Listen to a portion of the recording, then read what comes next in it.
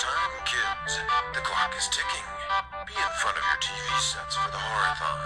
And remember the big giveaway at 9. Don't miss it. And don't forget to wear your masks. The clock is ticking.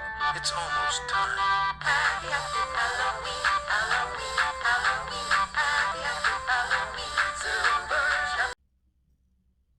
Alright, so if you were wearing your silver shamrock mask, you're dead. So I don't have to worry about talking to you.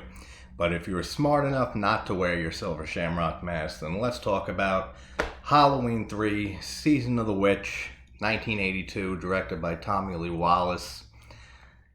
This is my favorite sequel in the Halloween franchise.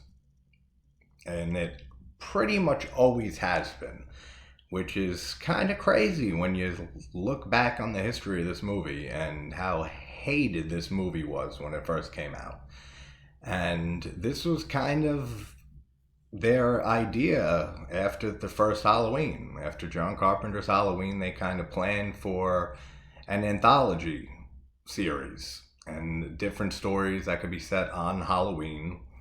And after going the Halloween 2 route and continuing the story with Michael Myers, they finally did it. And they made this third film a completely different story, no Michael Myers, and that was a big reason for the hatred for this movie, was everyone wanted Michael Myers.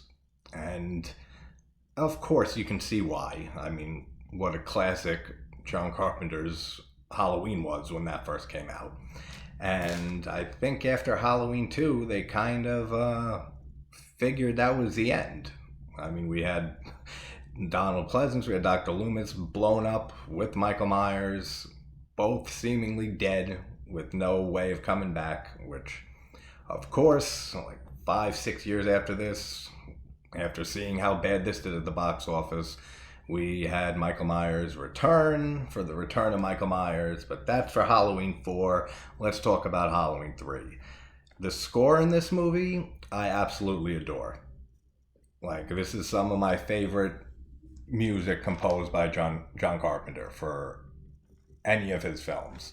Even though this isn't directed by Carpenter, but his score in this, just this, the heavy synthesizers, and it sounds so good. And it's utilized very, very well in this movie. Then we have Tom Atkins, who, I mean, what can you say about Tom Atkins? He's a fucking legend. Everything he's in, I love his performance in every single film that I've seen him in. And great to have him in here. So we have the man at the beginning with the pumpkin mask that's being chased by these, as we find out later, these robot henchmen or something like that. There's some type of robots with some type of advanced technology. And he ends up, I like how we see the little hint at the beginning on the news about Stonehenge. And then, of course, later on, when we find out Cochrane's whole plan here is that they've been utilizing some ancient technology from Stonehenge, from a piece of Stonehenge that they ended up bringing to his factory here where they make these masks. And they end up utilizing this ancient technology. It's never really explained what it is. It doesn't really need to be. But I like that whole little foreshadowing with the whole news programming or whatever it's talking about Stonehenge there at the gas station. And then we get our 8 more days till Halloween. Man, of all the jingles, I said this in my last video for Halloween too, of all the jingles, like through the 80s, the only thing I can think that rivals it for me, maybe, is the little commercial jingle from The Stuff. Awesome too, but there's a reason why this is Silver Shamrock is added onto the channel name for this month, because I absolutely love this movie, and who doesn't love that little jingle? As much as it can be annoying as shit if it gets stuck in your head for a day, I absolutely love that. Then that man who's with the Halloween mask is brought into the hospital by the gas station attendant, and he gets killed by one of the mysterious henchmen while at the hospital. And I guess they're programmed to like have a certain goal that they're supposed to do or certain orders, and then after they're carried out, like self-destruct or something like that, because he just gets right in the car and douses himself in gasoline and just blows himself up along with the car. So he's gone. Then we meet Ellie, the man from the beginning's daughter, and her father's been missing. Obviously, we know he's dead. And her and Tom Atkins, I never remember his character in this. He's a doctor. He's just always Tom Atkins to me. So Tom Atkins and Ellie meet up and they try to investigate what happened to her father and what's going on here. And I love how John Carpenter's Halloween is played multiple times in this movie. So it kind of suggesting that Carpenter's Halloween is an actual movie in the universe that this movie takes place in. So I like that little inclusion there, that Carpenter's Halloween exists in this Halloween 3 Season of the Witch universe that we're in here for this movie.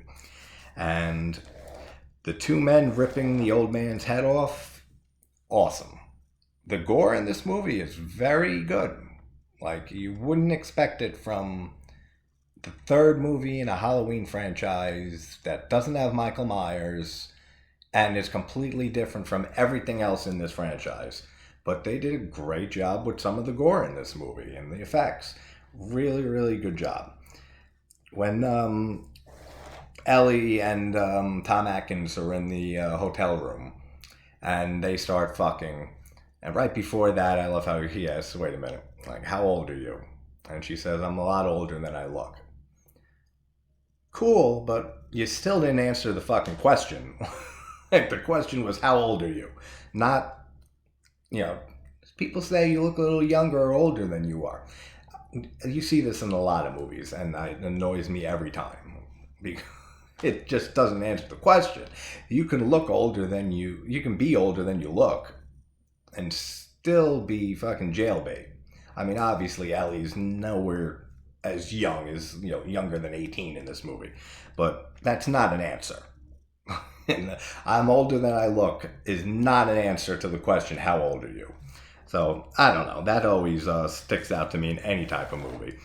But the woman messing with the Silver Shamrock logo, with the whatever it's made out of, the piece of Stonehenge. Awesome effects on that too. When she's prying at it and trying to fuck with it, and then the laser beam shoots out and her face is just fucking like imploded, and just the bugs crawling out of her. I don't know how any of that works. I don't know how snakes and bugs and grasshoppers and shit come out of these people's faces or the masks after this commercial plays and is supposed to do its thing and work its ancient magic. No idea. Again, doesn't really matter. It makes for awesome effects and awesome visuals, but the effects on her face look fucking sweet. Like, I love the effects on her face when she gets her fucking face blown apart, basically. And then Colonel Cochran shows up with all his henchmen and ends up taking over and taking her to a hospital, or says that he's taking her to the factory and she'll get the best care possible. And now Colonel Cochran, see, I almost said it there, Colonel. When I first saw this movie, when I was growing up, I always thought it was Colonel Cochran for like the first few viewings, until I realized it's Connell Cochran. And there's another movie that has, I can't think of the movie right now, but it has a Colonel Cochran in it. So I always thought of him as Colonel for like the first few times I saw this movie growing up, until I realized, oh shit, it's not Colonel, it's Connell Cochran, which is interesting name for him. But the whole character of Cochran, I love in this movie. Like, fuck Michael Myers for this whole standalone sequel. Colonel Cochran, I almost said Colonel again. Colonel Cochran is a great antagonist. Like, I love all of his dialogue. I love his whole performance in this movie. Always loved it. I think he's a great character, and I would love to see a sequel to Season of the Witch.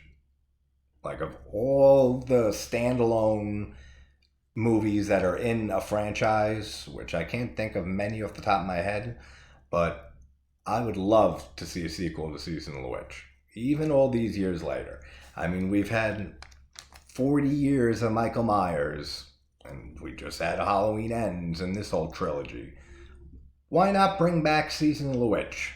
Do something new. Bring back I don't even know if you can bring him back, but like, just take off from where this story ended and try to continue it somehow. I don't know how they would, but I'd love to see a sequel to Halloween 3 Season of the Witch. Whatever way that they can do it. Just to do something new with the Halloween franchise. And I would say call it Halloween also. Call it Halloween whatever.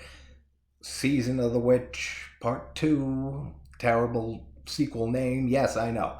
Fuck you. Think of a better one and leave it in the comments and let me know what your title for the sequel of this movie would be. But I would love to see a sequel to this.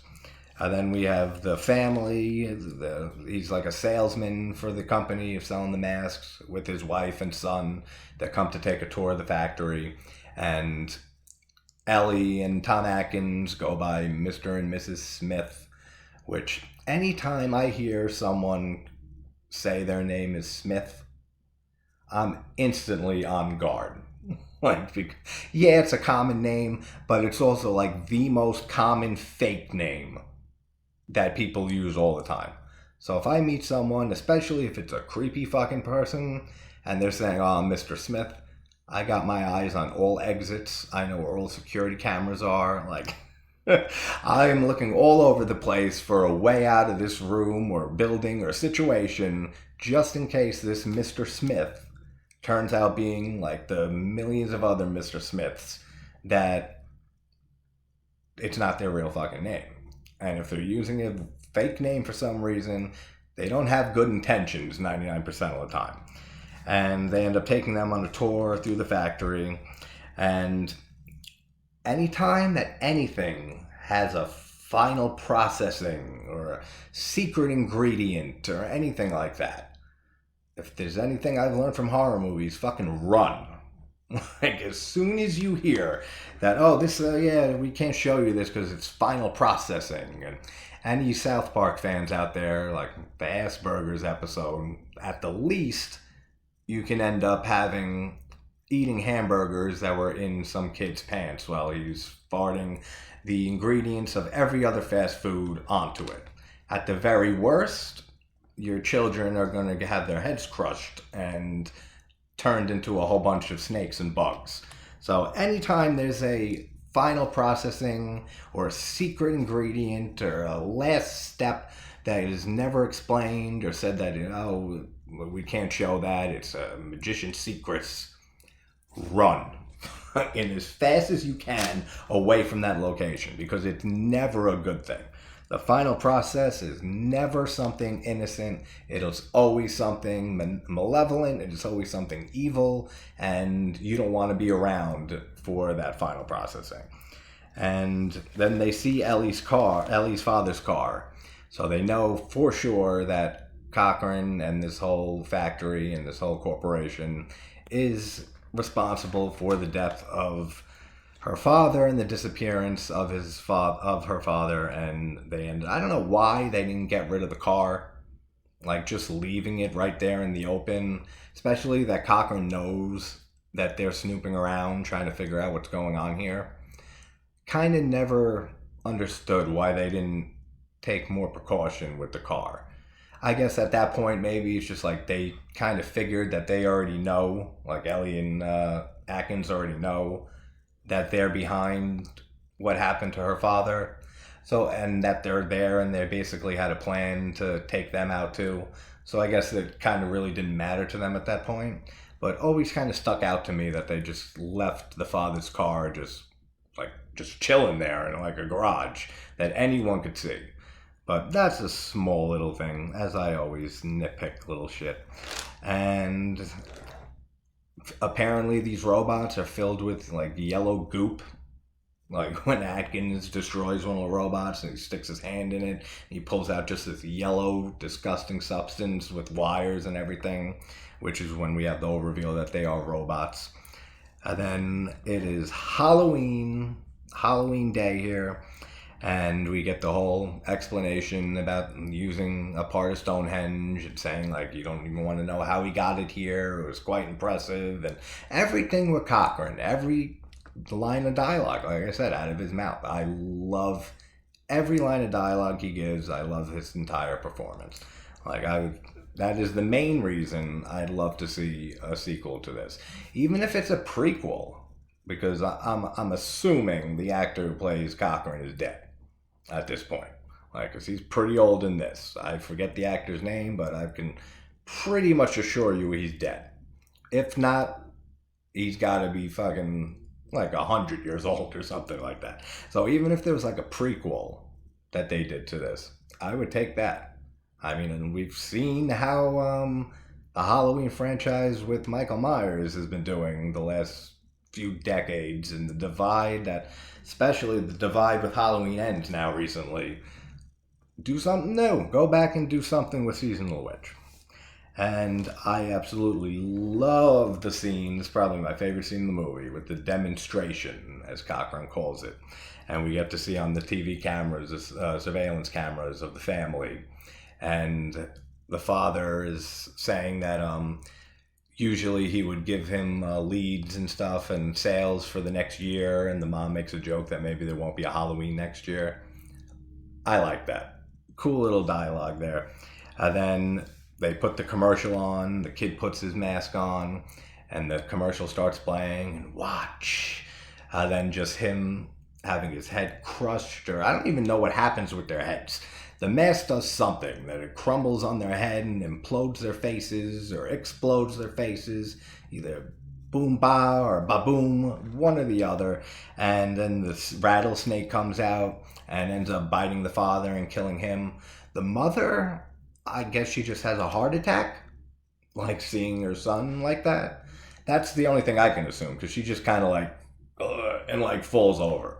So I'm guessing she just had like a heart attack or a stroke or like something, seeing what happened to her son like moments before that. But awesome, awesome scene. And I love all the shots of all the cities and stuff around the country, as they really drill in the fact that this is countrywide, that everyone is buying these masks, that most kids in the country have these masks, and that it's such a big, popular, Halloween mask line of these three masks, of the skeleton, the witch, and the jack-o'-lantern, which, what a great design, man, for these three masks. Like, they are iconic at this point. Like, anyone who sees those three masks and has seen Halloween Seasonal Witch, they're iconic, these masks. And you see them in, what was it, Halloween Kills, I want to say? It wasn't Halloween Ends, I don't think. I think it was Halloween Kills that they show the masks in there. And they've shown these masks in quite a few horror movies over the years and over the decades. So, like, even the people who didn't care for this movie when it first released, which was most people, saw how famous these masks kind of became.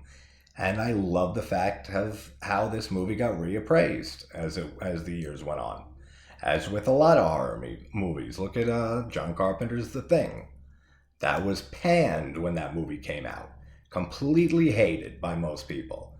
Then as the years went on, and it happens with so many films, that they get reappraised, they get rewatched, and new people who haven't seen the movies start watching them, and before you know it, they become cult classics. And that's exactly what happened with this movie. And I don't know, I didn't need any type of reappraisal or anything when I was a kid watching this. Like, I enjoyed this movie and loved this movie from the first time I watched it. I was a little confused, yeah, because I was expecting Michael Myers, but once I realized Myers wasn't in the movie, didn't matter. Like, just the story of this film really resonated with me when I first watched it, and it's been my favorite in the series ever since. Like, which I said is like kind of blasphemy for huge fans of Michael Myers and everything, which I always say on this channel, and I've said recently, Halloween was the first horror movie I ever saw at 5-6 years old on Halloween night. And it'll always be like pretty much the most important viewing experience with a film of my life, because of just being that first horror film and it being such a perfect film in every way that when I got to this one, it really had no bearing on the strength of the movie or the strength of the story or anything. That Myers had nothing to do with this.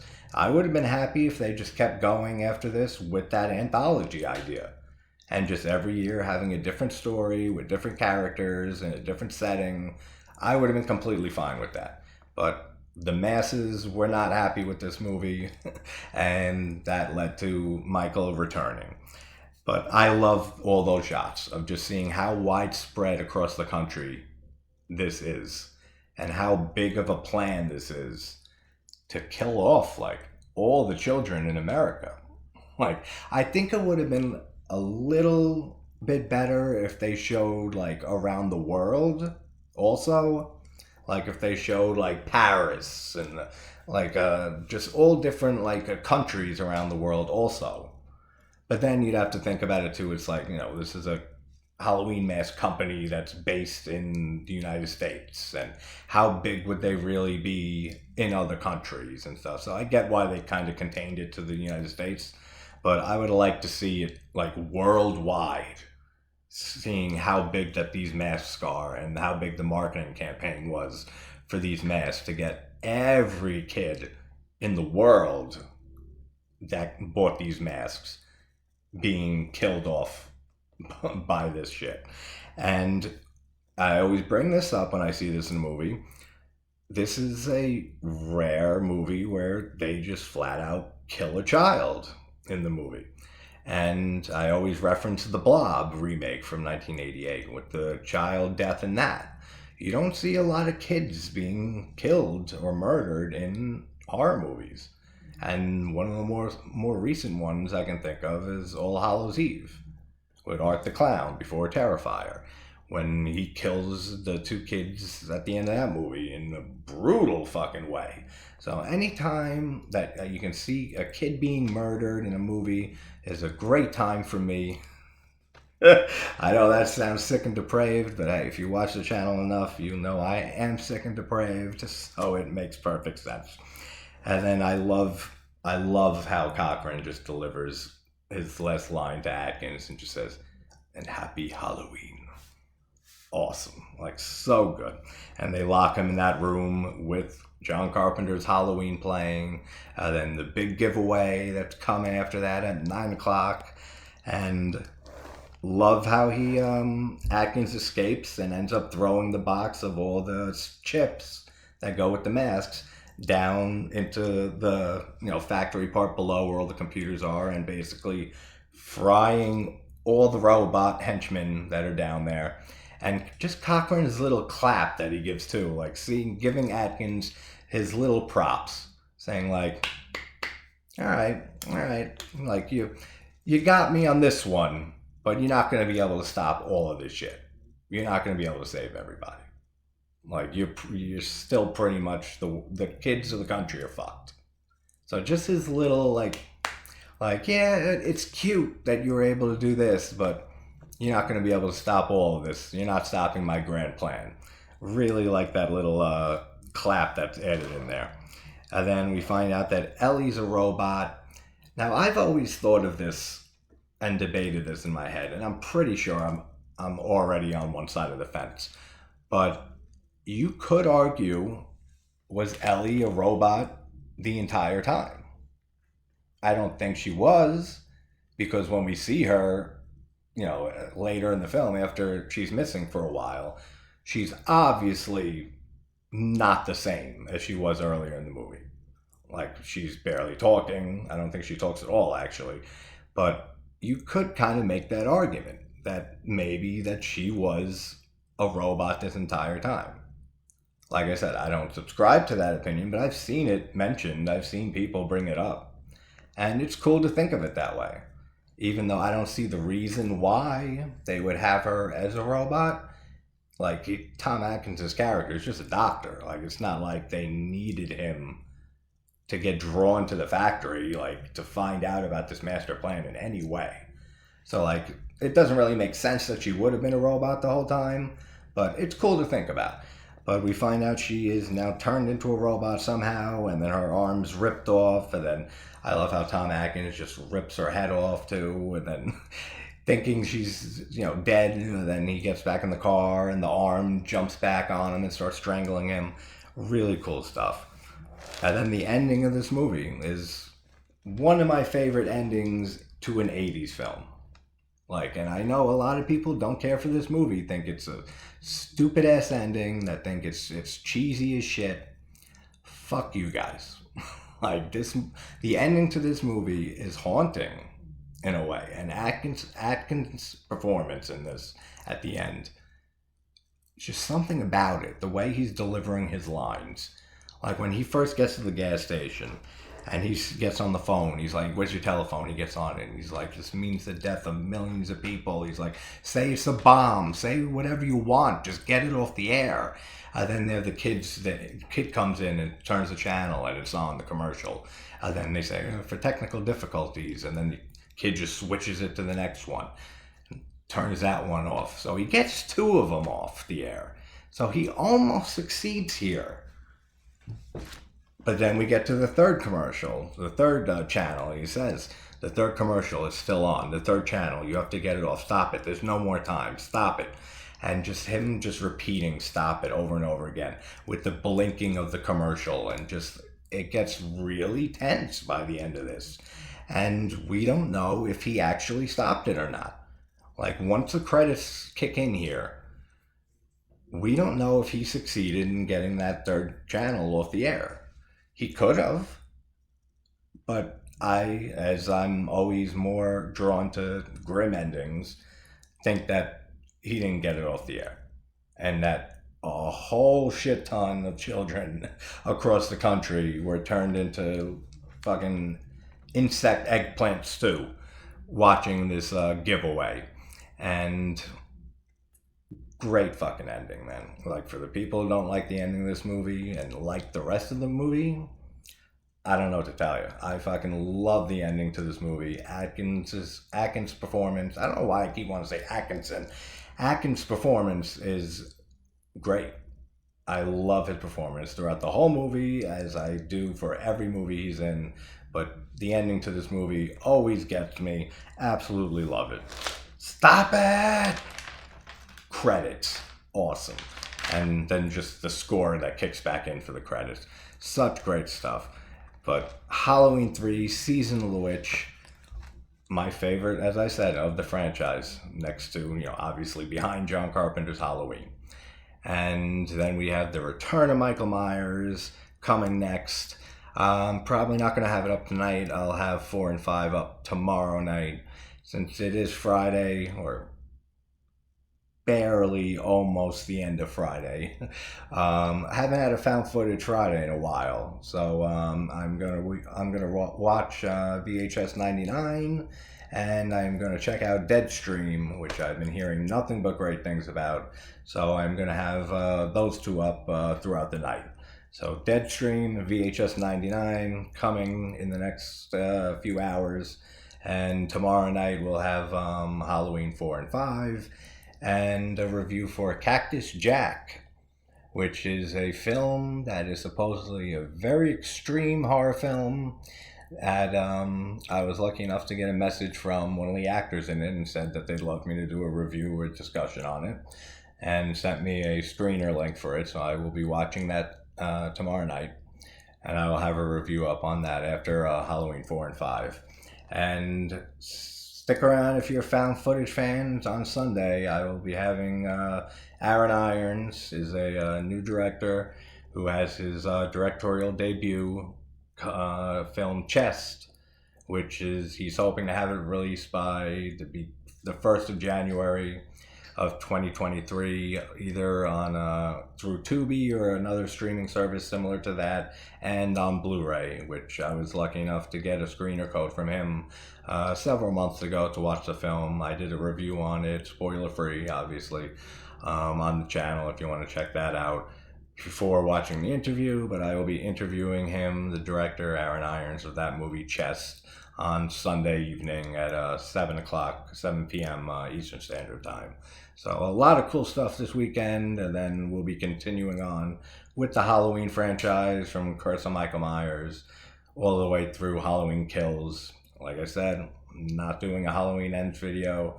There's an hour-and-a-half live stream of me and my friend Mike, the Real Fifth Beatle, on his channel, discussing Halloween Ends for an hour and a half or so. Plus, I did a whole video on just the divide and the drama that this movie, Halloween Ends, has caused in the horror community lately. So that's pretty much all I have left to say about Halloween Ends. So, yeah, great things coming. Halloween 4 and 5 tomorrow with Cactus Jack, and Halloween 6 and that interview with Aaron Irons on Sunday. So I will see you guys soon for Deadstream and VHS 99. Wherever you're from, hope you're having a great day, great night, and I will talk to you guys soon. Take care.